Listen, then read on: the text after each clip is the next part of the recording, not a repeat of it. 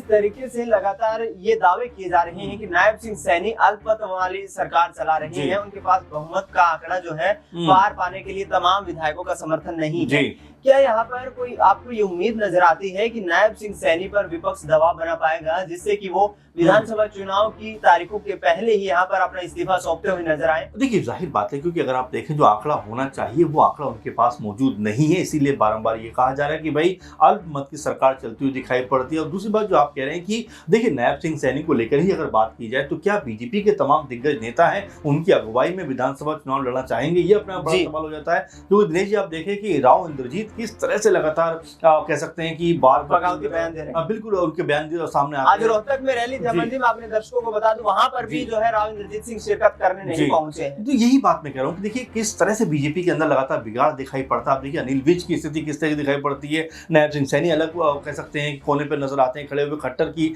भूमिका क्या है। तो तमाम जो बीजेपी है वो उसका आपस में अंतरकलह जो है वो पार्टी के लिए परेशानी का सबब बनता हुआ दिखाई पड़ता है। ऐसे में कांग्रेस पार्टी के लिए एक बेहतर मौका है कि यहाँ पर वो जीत दर्ज करे। और देखिए कई मसले ऐसे हैं जिसको लेकर कांग्रेस पार्टी अगर जी जान से यानी खेमेबाजी से मुक्त होकर अगर यहाँ पर चुनाव लड़े, क्योंकि भूपेंद्र सिंह हुड्डा और शैलजा के बीच में अभी भी कह सकते हैं कि कोई बहुत बेहतर स्थिति नहीं है। और यही वजह लगातार कांग्रेस पार्टी के मात खाने की, उनके जो नेता हैं बड़े लेवल के नेता उनका आपस में इस तरह से कह सकते हैं कि अंतरकलह दिखाई पड़ता है कि पार्टी को मजबूती के बजाय कमजोरी जैसी फील होने लगती है। और यही वजह है कि हरियाणा में कह सकते हैं 2019 में भी कांग्रेस पार्टी ऐसा लग रहा था कि सरकार बनाने की पोजीशन में है लेकिन सरकार बनाने से दूर रह गई। अमन जी, आखिरी सवाल ये रहेगा, उत्तर प्रदेश जो कि राजनीति का बड़ा केंद्र बिंदु रहता है, लेकिन अब अखिलेश यादव हरियाणा की तरफ पैर पसारना शुरू कर चुके हैं। दक्षिण हरियाणा की 20 विधानसभा सीटों पर जो पार्टी सूत्रों के हवाले से खबरें मिली हैं, अपने उम्मीदवार अखिलेश यादव उतारने की तैयारियां कर रहे हैं। अहिरवाल क्षेत्र दक्षिण हरियाणा को कहा जाता है और इसके साथ साथ मुस्लिम वोट बैंक का भी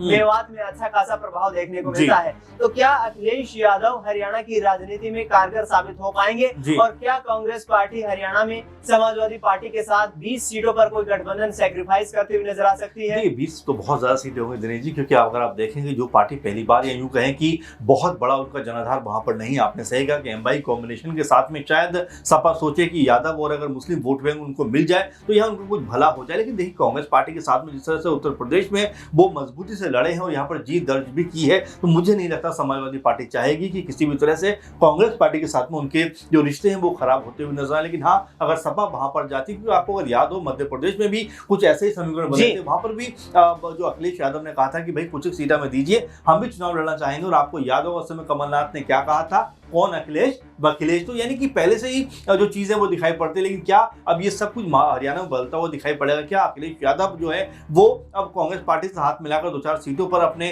प्रत्याशी उतारते हुए नजर आए? क्योंकि बसपा की भी लगभग ऐसी संभावना है कि हरियाणा में एक बड़े लेवल पर चुनाव लड़ती हुई नजर आए। और देखिए आकाश आनंद की जिस तरह वापसी हुई है उसको लेकर दिनेश जी ऐसा कहा जा सकता है हरियाणा में भी कई जो पार्टियां हैं वो अपनी किस्मत आजमाती हुई नजर आएंगी। आम आदमी पार्टी पहले ही कह रही है कि हम सारी सीटों पर चुनाव लड़ेंगे, तो कई कह सकते हैं जो पार्टियां हैं वो चुनाव में शिरकत करने को तैयार। लेकिन ऐसे में कांग्रेस पार्टी के लिए सबसे मजबूत बात यह है कि उनके पास 5 कह सकते हैं MP हैं। और देखिए जो आम आदमी पार्टी के एकमात्र जो प्रत्याशी खड़े हुए कुरुक्षेत्र से सुशील गुप्ता, उनको हार का मुंह देखना पड़ता है। तो यहाँ कांग्रेस पार्टी के लिए प्लस पॉइंट यह है कि उनके पास 5 सांसद हैं और साथ में कह सकते हैं वोट परसेंट भी काफी हद तक बढ़ा है। अगर यहाँ पर गुटबाजी कह सकते हैं खत्म होती हुई नजर आई या लगभग कम होती हुई नजर आई, तो अभी आप मान के चलिए कांग्रेस पार्टी एक बड़ी जीत दर्ज करने की तरफ हरियाणा में